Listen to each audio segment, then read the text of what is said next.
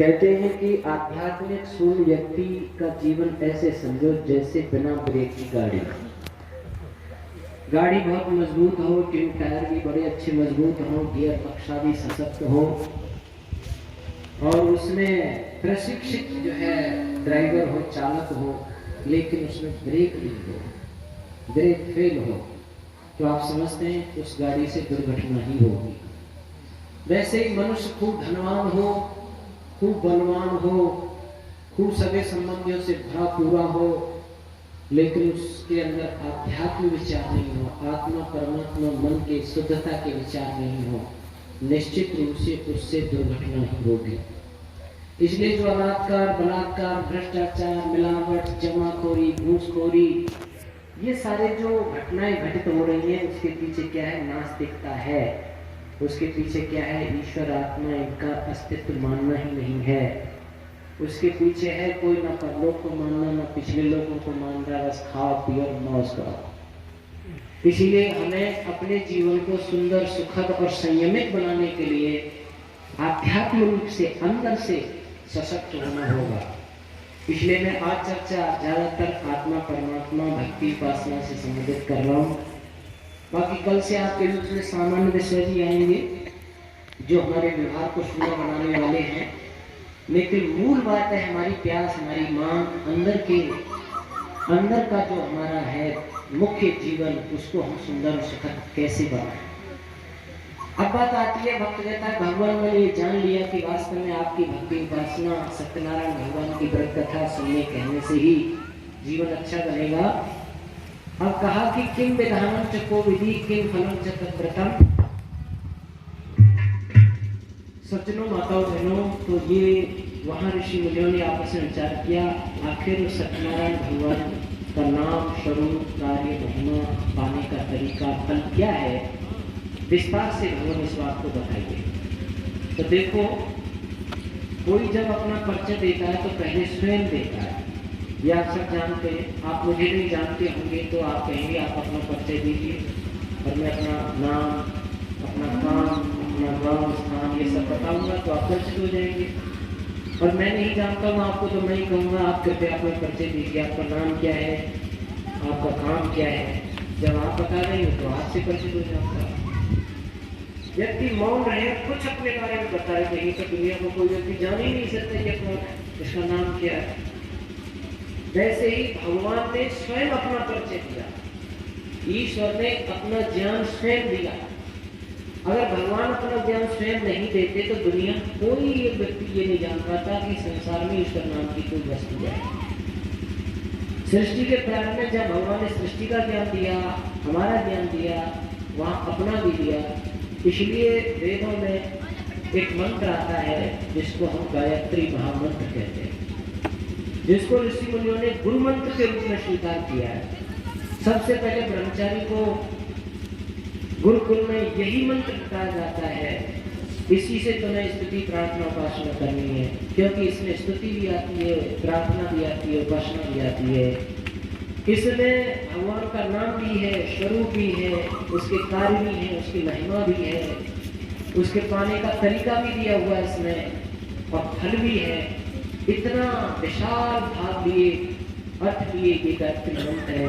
इसलिए इसको महामंत्र, गुरु मंत्र, पतित पावन मंत्र, सावित्री मंत्र आदि अनेक नामों से पुकारा जाता है। और मंत्र ये है ओम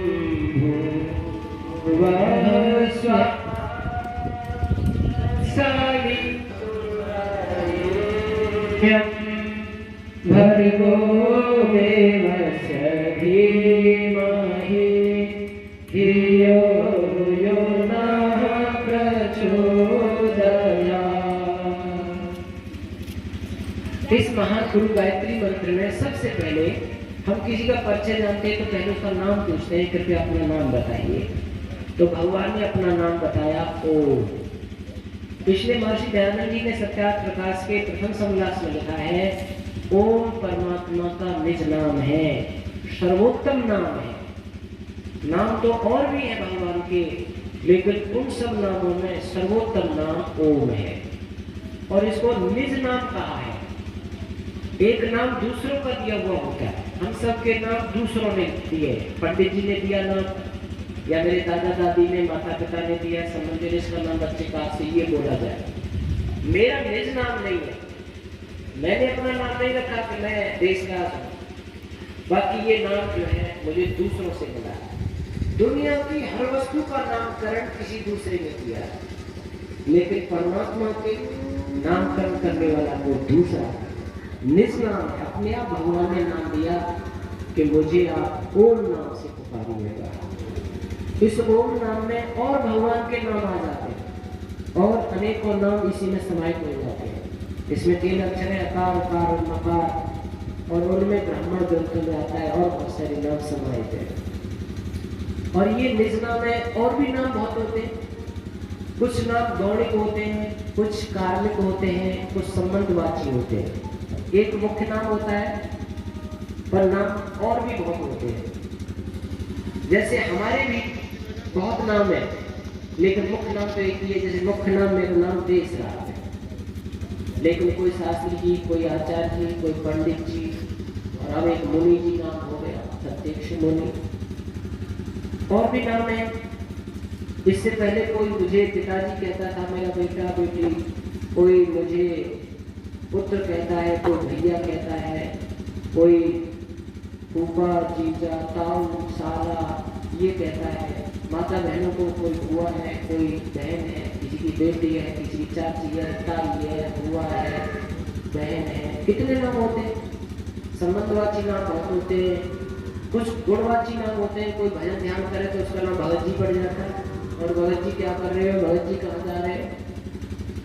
कोई ड्राइवरी करे, ड्राइवर साहब के हमें, डॉक्टरी करे, डॉक्टर साहब के हमें। कोई दुकानदारी करने लगे तो सेठ जी हो जाता है, कोई खेती बाड़ी करे किसान हो जाता है। कर्म के आधार पर भी हमारे नाम हो जाते हैं, संबंधों के आधार पर बहुत नाम हो जाते हैं, गुणवाची नाम बहुत हो जाते हैं। और मुख्य नाम तो एक ही रहता है, जो स्कूलों में भी है, कागजों में भी है, जो बैंक आदि खातों में भी है, सभी जगह एक ही नाम है। ऐसे ही भगवान का मुख्य निज नाम ओम है। बाकी ब्रह्मा, विष्णु, महेश, गणेश, सरस्वती, लक्ष्मी, देवी, देव, महादेव, परमात्मा, भगवान, ईश्वर। भगवान को माता भी कहते हैं, पिता भी कहते हैं। त्वमेव माता च पिता त्वमेव, त्वमेव बंधु च सखा त्वमेव। वो बंधु भी है, वो सखा भी है, वो गुरु भी है, वो आचार्य भी है, वो राजा भी है, वो न्यायाधीश भी है। कितने नाम भगवान के हैं, पर वो एक एक गुण और कर्मवाची नाम। जैसे ब्रह्मा भगवान को कहते हैं सर्वेभ्यो गृहीत्वा इति ब्रह्म, जो सबसे बड़ा है, इसलिए भगवान को ब्रह्मा कहते हैं। विष्णु कहते हैं देवेष्टि व्याप्नोति चराचरं जगत् स विष्णु, जो जड़ और चेतन दोनों में व्यापक रूप से मौजूद है, इसलिए भगवान को विष्णु कहते हैं।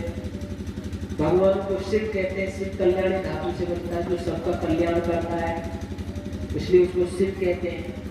माता भी कहते हैं क्योंकि वो सबका निर्माण करती है। पिता भी कहते हैं क्योंकि वो पालन पोषण रक्षण करता है। अर्थात जो भी भगवान का गुण कर्मवाची नाम है, वो एक एक गुण कर्मवाची नाम होने से संबोधित करता है। लेकिन ओम के अंदर तो और बहुत सारे नाम आते हैं। ओम इसका अर्थ है सर्वरक्षण, अवरक्षण धातु से बनता है सर्वरक्षक, सबकी रक्षा करने वाला।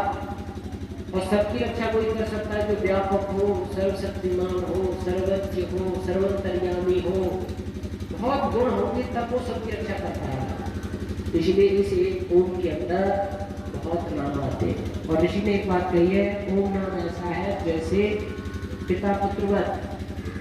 कोई पुत्र कहे पिताजी, तो पिताजी कहते ही पिता का संबंध उससे हो जाता। हाँ बेटा क्या कह रहे हो बताओ। ऐसे ओम कहते ही भक्त का भगवान से संबंध हो जाता है सीधा, उसमें कोई लाग लपेट, कोई बीच बिचौलिया उसकी कोई जरूरत नहीं होती। सीधा भगवान ओम नाम से और भक्त की आवाज को सुनते हैं। ऐसा ये संबंध महर्षि दयानंद ने बताया है। एक बात ध्यान देंगे, ओम ही ईश्वर का मुख्य नाम क्यों है और नाम क्यों नहीं है, क्योंकि इसमें कुछ विशेषताएं हैं। पहली बात, ओम एक अनाहत ध्वनि है, स्वाभाविक ध्वनि है, सबके अंदर से निकलने वाली ध्वनि है। सृष्टि के प्रारंभ की ध्वनि है। अनाहत ध्वनि जो कहते हैं इसको, आहत और अनाहत दो आवाजें होती हैं। आहत माने किसी दो के मेल से बजना, जैसे ताली की आवाज कब निकलेगी जब दो हाथ मिलेंगे। पा शब्द की आवाज, अक्षर की आवाज कब मिलेगी जब दो होठ मिले। चा ता पा खा मा, दो चीजें मिल रही हैं तब ध्वनि निकल रही है। एक चीज होती है जिसमें दो चीजें मिलानी नहीं है ध्वनि निकलेगी। ओ इसमें कोई न जीभ करनी पड़ी, न दांतों से लगानी पड़ी, न होठ मिलाने पड़े, न तालू, न जिह्वा, न मूर्धा, केवल नाभि से आवाज ध्वनि वायु प्रताड़ित हुई, ऊपर उठी और आवाज निकली। इतनी सरल है, इतनी सुबोध है कि गूंगा, बहरा, तुतला आदमी भी इसको आसानी से बोल सकता है। भगवान ने अपना नाम इतना सरल रखा है ये कि इसको सभी आसानी से उच्चारण कर सकते हैं। जैसे कोई बच्चा तुतला है, तुतला में आप क्या कहते हैं, ऐसे बोलेंगे तुतलाएंगे, लेकिन को बुलवाना उसे सीधा बोलेगा ओ, इसमें नहीं तुतलाएगा नहीं इसमें, क्योंकि इसमें कोई जिज्ञा तालु का इधर करना ही नहीं होता है। और इसको यो भी भगवान की आवाज नाम संबोधित माना जाता है कि इसको बोलने से शांति की स्थापना होती है, सुख शांति आती है। देखो जब हम किसी बच्चे को रो रहा होता है और उसे लोरी माता देती है, बुलाती है, हाथ की तकमील में सुनाने के लिए, और एक मुंह से आवाज बोले, आवाज क्या बोले, ओ सो जा बेटा ओ, ये ओ क्या है, ये ओम बोल रही है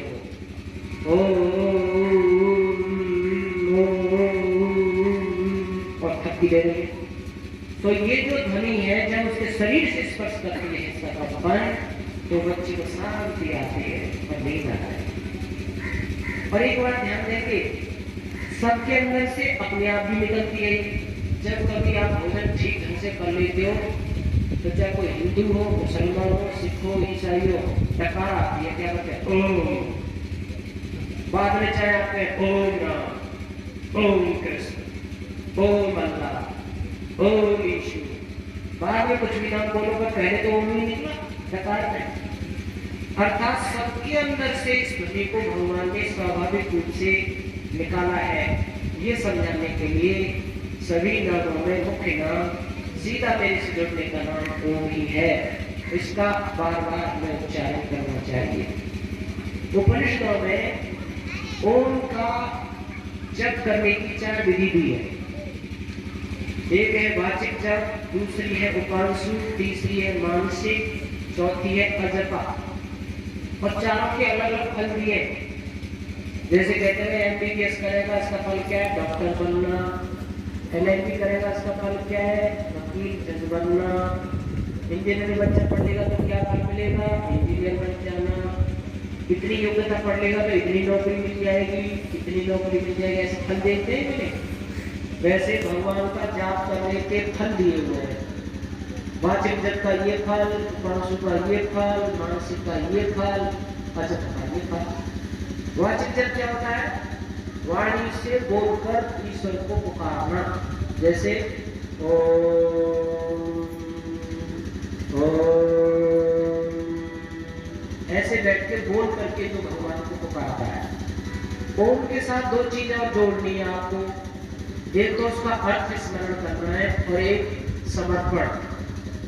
जैसे ओम तो भगवान का नाम हो गया, फिर अर्थ क्या है, हे ईश्वर आप सर्वरक्षक हैं। ओम का अर्थ है सर्वरक्षक। तो आप कहेंगे ओम, हे ईश्वर आप सर्वरक्षक हैं। फिर दूसरा समर्पण, मैं आपकी रक्षा से रक्षित हूँ।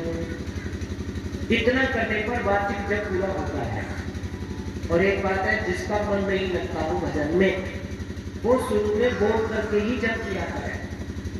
बोलते समय वाणी में समाहित हो जाता है मन, वो इधर उधर नहीं जाएगा। जब तुम ओम ओम बोलोगे तो ना धन में जाएगा, ना मकान में जाएगा, ना खाने पीने में जाएगा, ना किसी सैर सपाटे में जाएगा, मन इस ध्वनि में ही लगा रहेगा।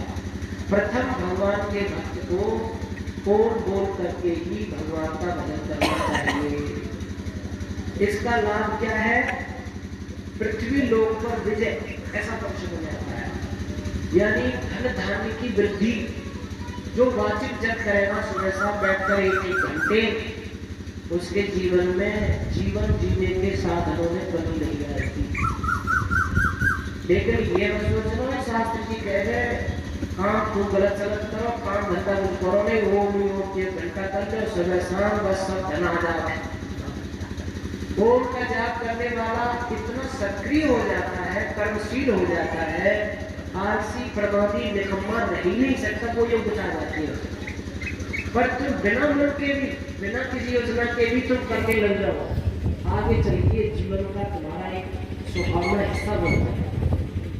देखो पहले तो आदमी साइकिल चलाना सीखे तो गिरे ही गिरे, सीख जाएगा। कितनी बार गिरे, फिर खड़ा हो गए, फिर गिरे, फिर खड़ा हो गए, छोटे भी लग जाए, धन्यवाद भी हो गए, लेकिन एक दिन हाथ छोड़ के भी चला, योग्यता आ जाती है उसमें। तो पहले आप बिना किसी योग्यता के भी आप सीखोगे, करोगे, तो फिर क्या होगा? एक दिन वो आपका एक अंग बन जाएगा, हिस्सा बन जाएगा, उसमें काबिलियत आपको प्राप्त हो जाएगी। तो ये वास्तविक बात है। जो ओम नाम से भगवान को याद करते हैं, जाप करेंगे सुबह शाम, और जब कभी भी फुर्सत मिलती है तब, तो उनके जीवन में जीवन जीने के साधनों में कोई कमी नहीं आएगी, तो सब उसको उपलब्ध होगा। और वैसे देखा जाए कठोपनिषद में तो नचिकेता को समझाते हुए यमाचार्य कहते हैं, सर्वे वेदा यत् पद्मा वदन्ति तपांसि सर्वाणि च यद् वदन्ति यदिच्छन्तो ब्रह्मचर्यं चरन्ति तत्ते पदं संग्रहीण ब्रवीम ओम इति एतत्। सर्वे वेदा यत् पद्मा वदन्ति, सभी वेद जिस पद की व्याख्या करते हैं, तपांसि और जिसको पाने के लिए तप करते हैं, ब्रह्मचर्यं चरन्ति जिसको पाने के लिए ब्रह्मचर्य का पालन करते हैं, तत्ते पदम वह पद क्या है? ब्रवीण वो कहता हूँ ओम इति एतत्, वो ओम है। कितनी महिमा वेदांत शास्त्रों में आती है, और सभी मत महजब वाले लगभग ओम को मानते हैं, सभी लगभग। गुरु नानक देव जी ने भी गुरु ग्रंथ साहब में लिखा है, ओंकार वेद निर्माए एक ओम सतनाम। ओम जिसने वेदों का निर्माण किया, एक ओम सतनाम, जो सत्यनाम वाला है वो दो ही है। और देखो कुछ बुद्ध बहुत लोग भी कहते हैं, जैसे बुद्धम शरणं गच्छामि, ये ऐसा भी कहते हैं, लेकिन वो ओम को भी जो है वो स्वीकार करते हैं। जैनी लोग भी अरिहंताणम ओम अरिहंताणम ऐसे करके गाते हैं, तो ओम लगाते हैं।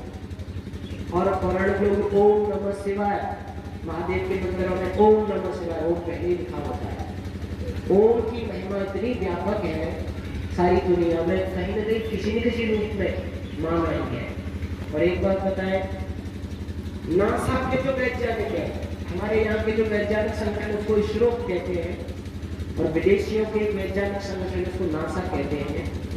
विदेशी नासा के वैज्ञानिकों ने एक खोज की है, और उसमें यह पाया है कि जब सूर्य से किरणें चलती है पृथ्वी की ओर, तो उनमें ओम की ध्वनि को सुना गया, प्रणव ध्वनि सुनी गई है।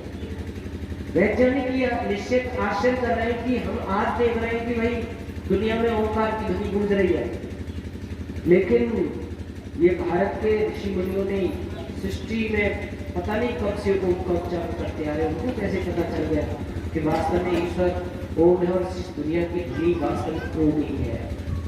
इसीलिए हमें भगवान के और नामों में सबसे नाम ओम का स्मरण प्रतिदिन करना चाहिए। छोटे बच्चों को भी सिखा देना चाहिए, 5 वर्ष के बेटा बेटी को भी सिखा देना चाहिए, और अंतिम सांस तक करना चाहिए। दूसरा एक 500 जप होता है, यानी होठ हिलते रहेंगे, आवाज नहीं निकलेगी, यानी कि मैं ही उसको समझ सकता हूँ, दूसरे नहीं ध्वनि को सुन सकते, इसको 500 जप कहते हैं। ये उससे सूक्ष्म है, इसका प्रभाव ज्यादा होता है। इसका फल है धन के साथ सुख शांति का, सुख का आना। और एक मानसिक जप है, मन से अंदर ही अंदर करना, होठ हिल रहे हैं, वाणी बोल रही है, मन में ओम का उच्चारण चल रहा है। मानसिक जप का फल होता है शांति, वाचिक जप का फल है धन, उपांशु जप का फल है सुख, और मानसिक जप का फल है शांति। शांति अंदर से आने लग जाती है। और एक अजपा जप होता है, अजपा का मतलब है जहाँ ओम नहीं बोला जा रहा, न चिंतन मिलाया जा रहा, भगवान को ही देखा जाता है। यानी एक शब्द होता है, नाम होता है, फिर नामी होता है, नाम और नामी। जैसे गाय एक नाम है और गाय एक पशु नामी है। अब मैं यहाँ बैठा हूँ और मैं गाय नहीं बोल रहा हूँ, शब्द नहीं बोल रहा हूँ, गाय को देख रहा हूँ। आप सब देखो, गाय देख रहे हो कि नहीं? मेरे कहते ही गाय नजर में आ गई तुम्हारे? जो गाय तुमने देखी है वो आपके अंतःकरण में आ गई कि नहीं आ गई? नाम तो नहीं ले रहे पर गाय को देख ही रहे मन में अंदर। अगर उस स्थिति में अजपा में ईश्वरी ईश्वर होता है, वहाँ जप नहीं करते हैं, ओम ओम कहने की जरूरत नहीं पड़ती, गायत्री का जप भी नहीं होता, वहाँ केवल ब्रह्म होता है। वो स्थिति समाधि की एक बहुत अंतिम स्थिति है।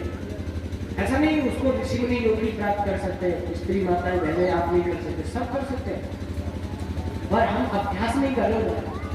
इधर हमारी रुचि विचार नहीं है, उसमें कितना समय लगा रहे हैं, करने कितना समय लगाते हैं, विद्या पढ़ने में कितना समय लगाते हैं, कितना हम नौकरी पाने में समय लगाते हैं, जीवन लगाते हैं। एक खिलाड़ी खेल में जीतने में कितना समय लगाता है, एक ओलंपिक खेलों में जाने वाला खिलाड़ी कितना समय लगा, 24 घंटे खेल में लगाता है समय, और वर्षों कई वर्ष लगाता है जब ओलंपिक में नंबर आता है उसका। अब भगवान को मत 2 मिनट आज 2 मिनट कर लिया, याद कर लिया, 10 दिन में छोड़ दिया, प्रयास कर लिया, क्या समय लगाया, और फिर कहो ये उपलब्धि नहीं मिली, शास्त्री जो कह रहे ये मिल गया वो मिल गया, पर टाइम कितना लगा रहे हो? देखो, एकमात्र ब्रह्म, द्विमात्र, त्रिमात्र, अमात्र ब्रह्म के पास 24 घंटे हमको मिले, 24 घंटे काम करने के। इसमें 8 घंटे भगवान का भजन करोगे तो भगवान को 1/3 हिस्सा याद कर रहे हो आप, एकमात्र ब्रह्म के पास करोगे। और 16 घंटे याद करना द्विमात्र ब्रह्म, और 24 घंटे याद करना त्रिमात्र ब्रह्म। और जो 24 घंटे याद करेगा, वर्ष याद करेगा, वो ओलंपिक विजयी होगा कि नहीं होगा? ओलंपिक विजयी उसको प्राप्त होगी, सब सुख दुनिया की, सब आनंद दुनिया की उसकी भूमि में होंगे, वो चीज जाएगी। इसलिए ज्यादा नहीं तो हम थोड़ा बहुत सुबह शाम तलाशी करते रहे। और एक बात गीता में भी कहा है, ओम तत्सत इति निर्देशा ब्राह्मणस्त्रे स्मृतः ब्राह्मणस्ते वेदाश्च यज्ञश्च गीता पुरा। कृष्ण समझाते हुए अर्जुन को कह रहे हैं ओम तत्सत, ओम तत् माने वह, सत माने जो सत्य है, ऐसा निर्देश करके ही सारे काम हमारे शुभारंभ होते हैं। वेद उसी से निकले, ओम से, उसी से यज्ञ आदि कार्य निकले हैं। और एक जगह गीता का है ओम इत्येकाक्षरं ब्रह्म व्याहरण नाम स्मरण यो याति त्यजन देहम स याति परमं गति। यानी अंतिम समय में ओम ओम कहता हुआ और मेरे उपदेशों को स्मरण करता हुआ एक बार जो इस देह को त्याग करेगा वो परम गति को प्राप्त होगा, वो मोक्ष को प्राप्त होगा। इतना बड़ा आश्वासन व्यास जी ने कृष्ण के द्वारा दिलवाया। पर आप कहेंगे कि जीवन भर गलत काम करता रहे और अंत में ओम ओम कह के प्राण त्याग दे तो वो मुक्त हो जाएगा। लेकिन अगले मन श्लोक में एक बात कही है, सदा तक भाव भावता, अंत में उसको वो चीज याद आती है जिसके लिए जीवन में अधिक परिश्रम श्रम लगाया है। एक बार ध्यान देंगे, तुम तो कहो शुरू कर लो गलत सलत का, अंत में वो बोल देंगे तो कौन बोलेगा ही नहीं, किसी कीमत पे नहीं बोल सकता। जिस चीज का कर्म का अभ्यास ज्यादा रहता है ना जीवात्मा को, वो चीज ही ज्यादा याद आती है अंत में। जिसने ज्यादा धन कमाने की कोशिश की है दुनिया में, उसको अंत में धन याद आया। देख लेना, वो ये कह रहे बेटा इतना बैंक में जमा है, इतना उसको ब्याज कर दिया हुआ है, उससे इतनी ब्याज आएगी, उससे इतने पैसे ले लेना, यहाँ यहाँ जमा किया हुआ है। धन की बात करते करते चला गया। जिसने बाल बच्चों में, रिश्तेदारों में, संबंधों में ज्यादा मुंह रखा है, वो कहेगा मथुरा वाली बेटी को बना दो, वह बेटा बना दो, वह नाती को वो देखना चाहूँ, वहाँ को देखना चाहूँ, समझ नहीं देखते देखते दुनिया चले जा रहा। और जिसने अपनी पढ़ाई के काम किए वो कहेगा मैं वहाँ प्रधान बना, मैं वहाँ मंत्री बना, मैंने बड़े काम किए, मैंने ये किया वो किया, अपनी पढ़ाई करते करते चला जाएगा। और जिसने जीवन में भगवान को याद किया ज्यादा, महर्षि दयानंद की तरह, महर्षि दयानंद अमावस्या की रात्रि को जब पता चला ये शरीर अब स्वस्थ हो नहीं पाएगा, फूट फूट के जहर बाहर निकल रहा है और अब इसका इलाज हो नहीं सकता है, इससे उपकार समाज का मैं कुछ कर नहीं सकता हूँ, अब मुझे देह छोड़नी ही होगी। तो वो अपना छोड़ कर्म कराते, मुंडन कराते, स्नान करते और अपने जो सेवक थे उनसे कहते हैं सब बाहर हो जाओ, इस हॉल की खिड़की दरवाजे सब खोल दो और सब बाहर हो जाओ। और फिर उन्होंने बैठकर गायत्री का जाप किया और फिर ओम का जाप किया, कहा हे ईश्वर तूने अच्छी लीला की, तेरी इच्छा पूर्ण हो भगवान, तेरी इच्छा पूर्ण हो। ऐसा करके ओम बोला और शरीर टूटा। उनके एक सेवक थे गुरुदत्त विद्यार्थी, जो पंजाब सभा के द्वारा उनकी सेवा में भेजे गए थे। वो साइंस के बहुत बड़े विद्वान थे, ईश्वर को मानते नहीं थे, लेकिन जब अंतिम स्थिति ऋषि दयानंद की देखी, इच्छा पूर्ण भगवान से धन्यवाद देते हुए, भगवान तेरी इच्छा पूर्ण हो, तूने अच्छी लीला की प्रभु, तेरी इच्छा पूर्ण हो। ऐसा कहते मानो भगवान की इच्छा से ही जन्म मिला, भगवान की इच्छा से ही त्याग करवाया, भगवान के लिए समर्पित होकर। और देर लग गई, तुरंत दौड़ कर आए और गोद में पार्थिव शरीर को दिया। बहुत बड़े आस्तिक बने, आज समाज के बहुत बड़े प्रचारक बने। अंतिम स्थिति में देखिए, अंतिम में ईश्वर याद उसको ही आएगा जिसने जीवन के 24 घंटों में से अधिक समय भगवान को याद करने में व्यतीत किया है। और नहीं तो जो हम याद करने में लगाते हैं दुनिया के सामान को, वही चीज हमें याद आती है। ये समझ लीजिएगा, ये बात है। इसलिए काम कुछ भी करते रहो, अच्छे जो घर के हैं, धन कमाने के करो, व्यापार के करो, नौकरी के करो, बाल बच्चों के भरण पोषण के करो, खेती बाड़ी के करो, पशुओं के करो, करते रहो, पर भगवान का स्मरण भूलो नहीं, तो ही जाकर के वो सब गति प्राप्त होती है। इसलिए कवि ने भजन में लिखा है, ओम नाम प्यारा नाम गाए जा, रस बोल के बोल बोल के, ओम नाम प्यारा नाम गाए जा, रस बोल के बोल बोल के, मन में बसा ले, ध्यान लगा ले, अनमोल जीवन ये सफल बना ले। ओम नाम मधुर नाम गाए जा, रस बोल के बोल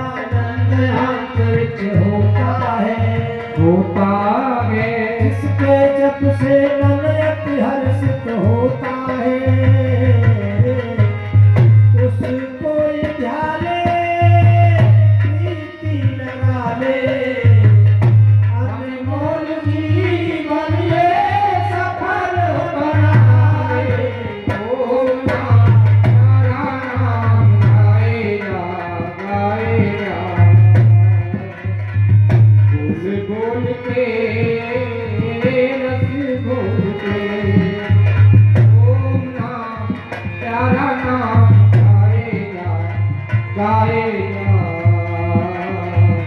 बोल बोल के रस बोल जो अनुपम ब्रह्मांड की रचना करता है ईश्वर है प्राणे से सकल दुख हरता है जो अनुपम ब्रह्मांड की रचना करता है